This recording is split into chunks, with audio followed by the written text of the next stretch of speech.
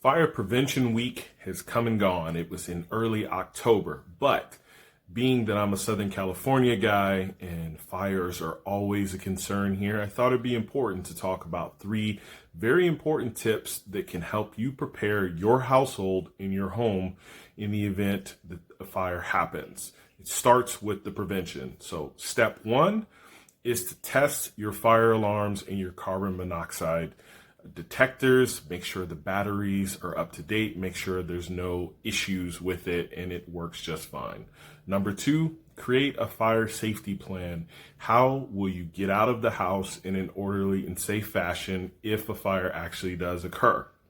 And lastly, please practice your fire safety plan with everyone that's in the house. If you have roommates, significant other, children, please make sure they all understand how to follow a safe protocol to get out of the house in the event that there is a fire. Is there anything I missed? Something you'd like us to talk about in regards to fire safety for homes? Comment below and let me know.